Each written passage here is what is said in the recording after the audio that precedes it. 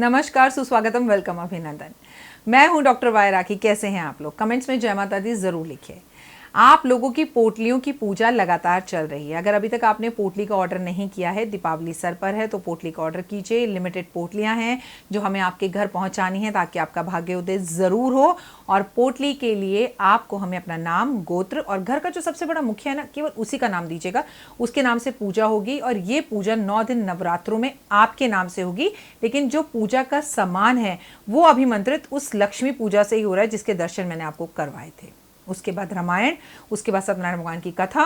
तो नियमित रूप से आपकी पूजा का जो सामान है वो लक्ष्मी के मंत्रों से अभिमंत्रित हो रहा है। ये पोटली बनाकर आपको दशहरे वाले दिन, 10वीं वाले दिन डिस्पैच की जाएगी, यानी कि कोरियर की जाएगी। आप चाहें तो बाय हैंड आकर भी, अगर आप दिल्ली में रहते हैं तो ये पोटली ले सकते हैं। पिछली बार की पोटली को आप निकाल कर अपने ही कबर्ड के, मतलब अपने ही घर की दूसरी अलमारी में रखिएगा। लेकिन इस पोटली को वहां रखिएगा जहां पर आप अपना धन, कैश और सोना रखते हैं। चाहें तो आप इस पोटली को घर के मंदिर में भी रख सकते हैं, लेकिन पोटली का ऑर्डर ज़रूर करें आप, क्योंकि ये पोटली धन बरसाएगी। हमने गणपति महाराज को बहुत अच्छे से मनाना है, क्योंकि इस बार गणेश जी आपके घर लक्ष्मी को लेकर ज़रूर आएंगे।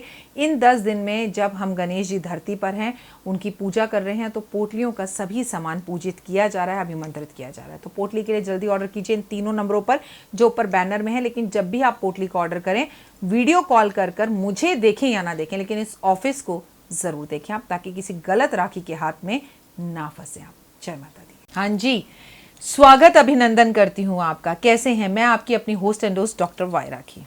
Believe in Karma.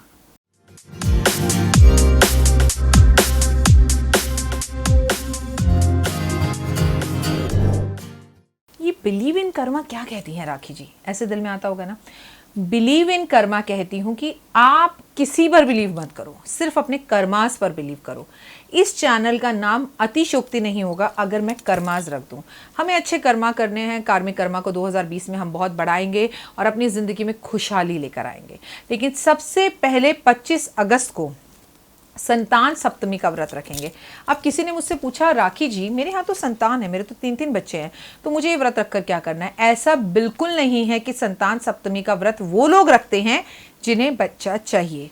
अब आपका बच्चा आपकी बात नहीं सुनता, बच्चे की लंबी उम्र के लिए या बच्चे के अच्छे स्वास्थ्य के लिए, उसके अच्छे करियर के लिए भी ये व्रत रख सकती हैं आप। और ये व्रत आप पहले से रखती आ रही हैं, आपकी सासू माँ ने आपसे रखवाया है, या मान लीजिए आपने कभी मन्नत मांगी थी कि मेरे संतान हो जाए तो अब मैं ये व्रत रखूंगी, तो भी आपको ये व्रत कंटिन्यू ही करना होता है, क्योंकि एक बार इस व्रत को रख लिया तो तमाम जिंदगी रखना ही होता है। अब अगर आप इस व्रत नहीं रखती हैं, आपके कल्चर में नहीं है, पर मैं अपने बच्चे के अच्छे रिजल्ट के लिए, उसके अच्छे इंटरव्यू के लिए, उसकी एक अच्छी सेहत के लिए, उसके अपने पिता के साथ अच्छे संबंधों के लिए कुछ रेमेडीज तो कर सकती हूँ ना। इसमें तो कोई बुराई नहीं है ना, क्योंकि फिर आप भूल रहे हैं बिलीव इन कर्मास। हमें कार्मिक कर्मास को बढ़ाना है।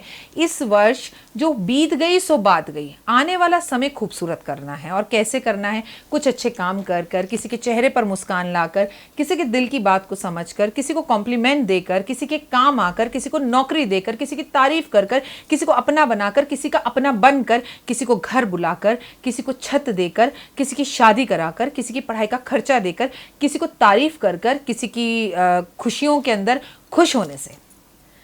कोई मौका मत छोड़िए, सिर्फ खुश रहिए। Give the compliments, get the compliments.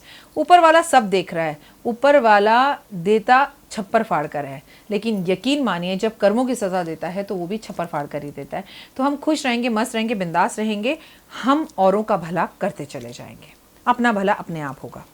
ये व्रत रखने से संतान की प्राप्ति होती है। नंबर 1 बात, ये व्रत आपको शिव और पार्वती और गणेश की इस व्रत में पूजा करनी होती है, और उन्हीं की पूजा से आपको गणेश जैसी बुद्धिमान संतान होती है, जिसे सबसे पहले पूजने का अधिकार मिलता है।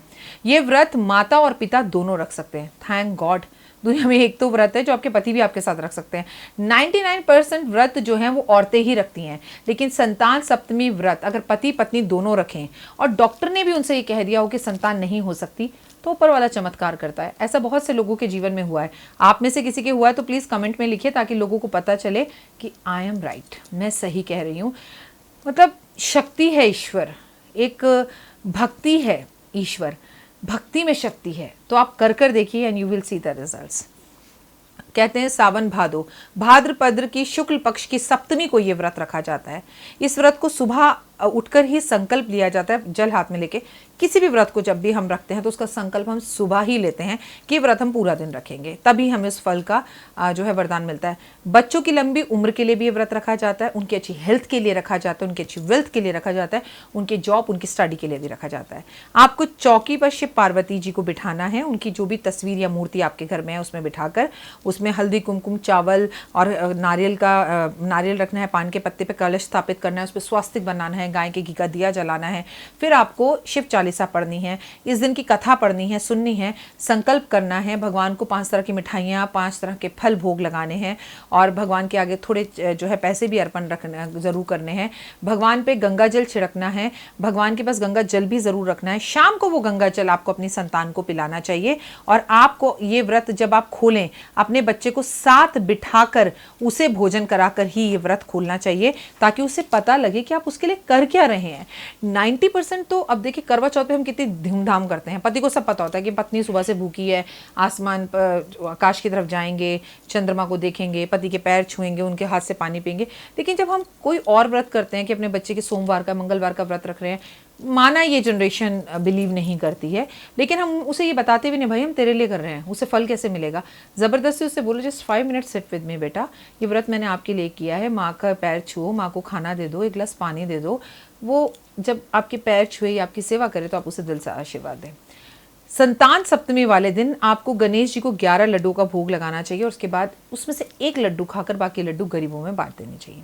आपको गणेश जी को हरी हरी घास और दूबा अर्पण जरूर करनी चाहिए।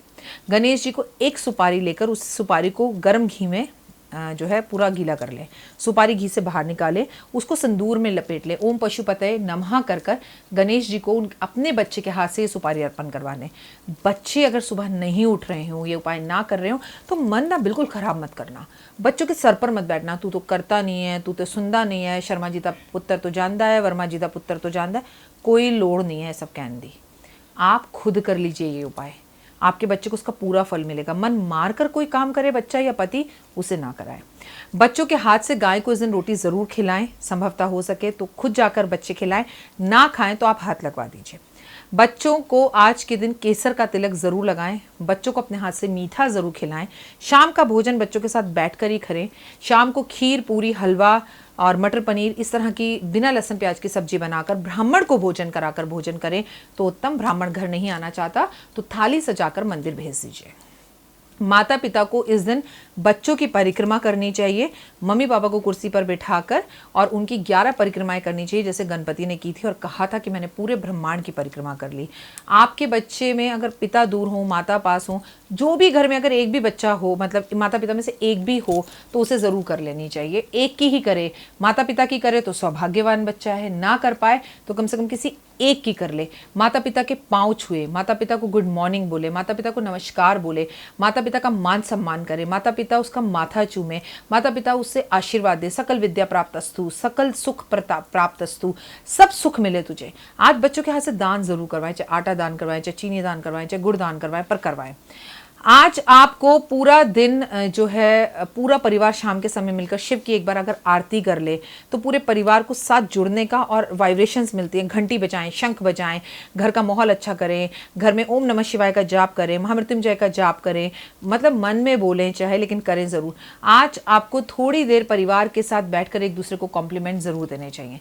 फ़ोन्स को साइड पर छोड़कर आप आज के दिन साथ बैठकर भोजन करें। ये कहीं शास्त्रों में नहीं लिखा, ये राखी शास्त्र में लिखा है, मैंने ही निकाल दिया है ये, क्योंकि हमें आज गाड़ी घोड़ा बंगला नहीं चाहिए, पल दो पल का साथ चाहिए अपनों का, 2 मीठे बोल चाहिए। ममा आई लव यू, बेटा I love you, mummy is also working, बेटा इज़ ऑल्सो ऑनलाइन क्लासेस। तो बच्चों में बहुत अकेलापन है, हम करीब रहकर भी दूर हैं। आओ मिलकर इस संतान सप्तमी में आगे बढ़ते हैं। सबसे पहले सभी माँओं को, जो माँ हैं जिन्हें संतान है, उनको मेरा कोटि कोटि प्रणाम। आपके बच्चे को भगवान खूब लंबी उम्र दे, आपका बच्चा स्वस्थ रहे, मान सम्मान प्रतिष्ठा समाज में उसकी खूब बढ़े, उसकी बुरी आदतें हट जाएं और आप हमेशा निरोग होकर उसकी सेवा करो। आपका बच्चा बुढ़ापे में आपकी सेवा करे और आप अपने बच्चों के साथ सुखी रहें। ऐसे मैं ईश्वर से प्रार्थना करती हूँ। परमपिता परमात्मा जो भी जय माता दी लिख रहा है उन्हें लंबी उम्र देना, उनके बच्चों को हर सुख देना, ऐसी मैं दिल से कामना करती हूँ और मन से करती हूँ। आप बहुत खुश रहें। मेरा ये पूरा परिवार, जो जय माता दी नहीं भी लिख रहा वो भी, जो थंब दिखा रहा है वो भी, जो नहीं दिखा रहा वो भी, आप खुश रहें, बस खुश रहें, खुश रहें, खुश रहें।